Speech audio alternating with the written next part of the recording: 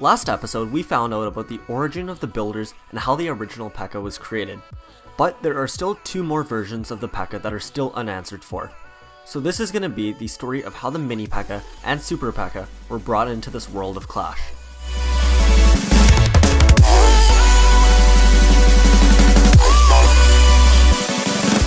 And in case you missed the last episode, here is a very quick recap.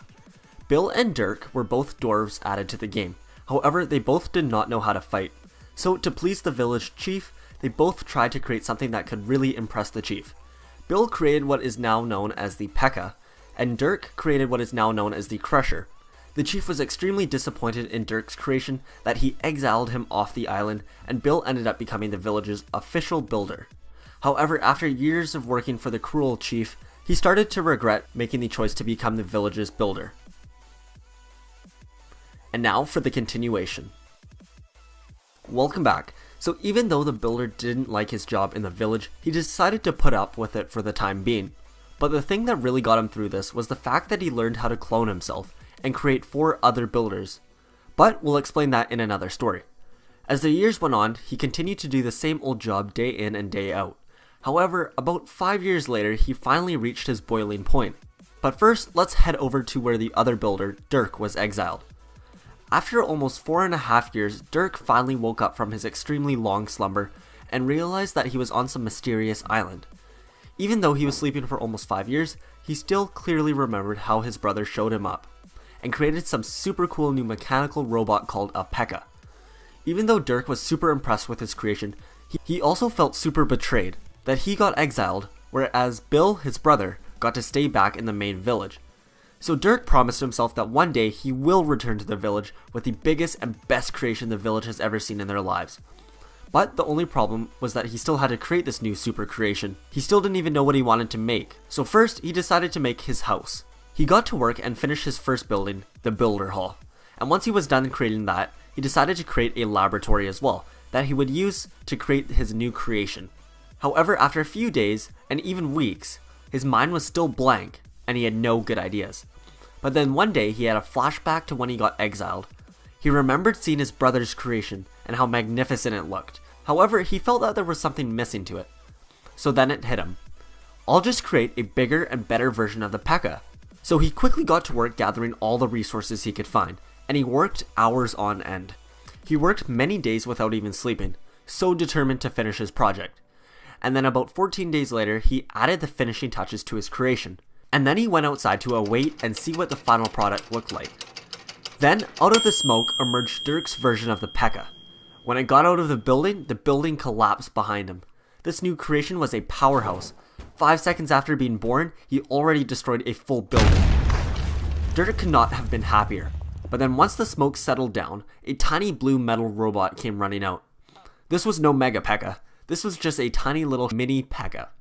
Dirk's smile faded. He was no longer proud of himself. All he felt was a shameful feeling in his stomach. He was so ashamed of his mini P.E.K.K.A. And then weird enough, another mini P.E.K.K.A. came running out of the rubble. There were 2 mini P.E.K.K.A. standing in front of Dirk. And then Dirk realized what must have happened. He had added enough materials to create a full-size P.E.K.K.A. But the laboratory's machinery must have had insignificant energy to combine them all. So instead of making one full-size P.E.K.K.A, it split them up into 2 mini P.E.K.K.As. Dirk was unsure of what to do, since he had no other way of getting more energy sources, and besides, the mini P.E.K.K.A destroyed all of his equipment and his house. So he had nothing left, and all the trees in the forest were going to take years to grow back. So he decided to take his boat to a nearby village and hope for the best. When he got to a nearby island, the first thing that popped out at him was a giant arena where he could hear a roaring crowd inside. There was some sort of battle going on between 2 separate sides, the blue team and the red team. Dirk sat and watched the first match, and after the match was over, he confronted the king and asked him if he could spare any resources to build a new house and possibly supply any extra energy. The king replied asking what happened to his old home, and Dirk told him what had happened, how the mini P.E.K.K.A destroyed his house and now they were homeless, and how he has no materials left to build a new house. The king, who was actually impressed by this, offered Dirk a deal.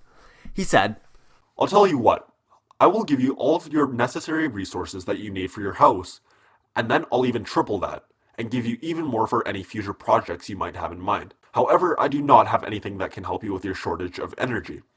and all I want in return is one of your mini pekkas.